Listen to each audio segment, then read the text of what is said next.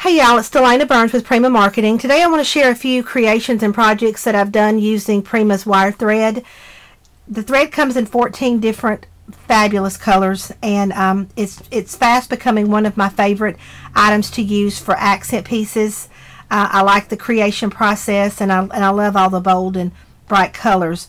But the first thing I wanted to share with you is a little hint that I have as far as your packaging goes. When you receive your thread, you'll see that it's packaged on these little spools. And I had an idea as far as keeping the thread taut to the spool once it's been released.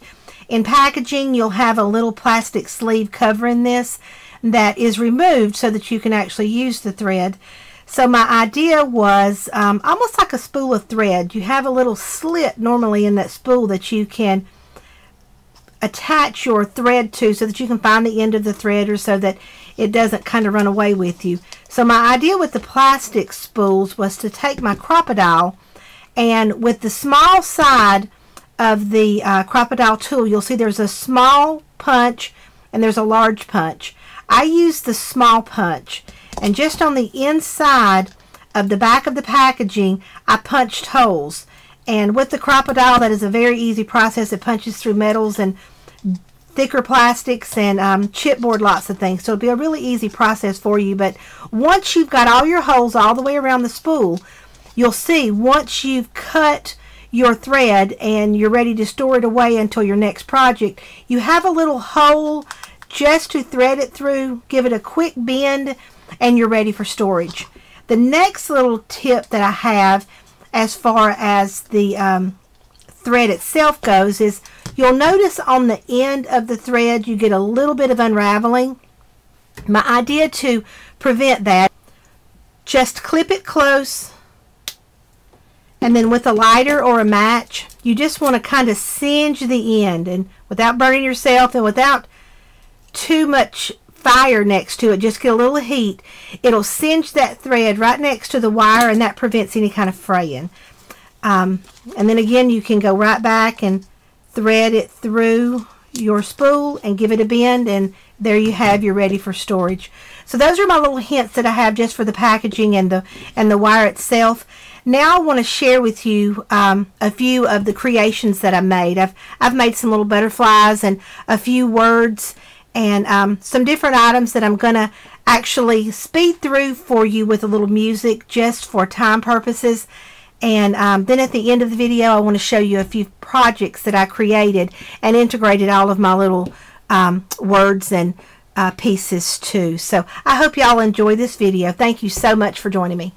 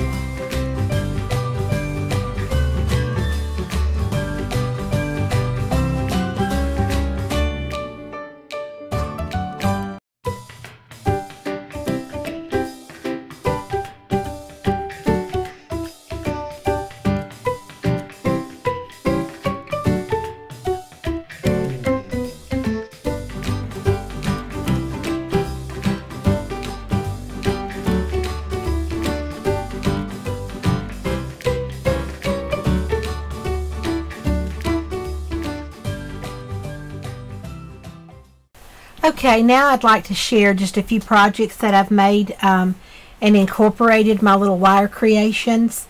You can see first I've got this little card and just cut out a few little journaling spots and a few fussy cut flowers and added my little wire flower to that with a few punched butterflies, and you can see it just gives it a really nice dimensional look and just makes it really unique and just a really pretty addition to the card.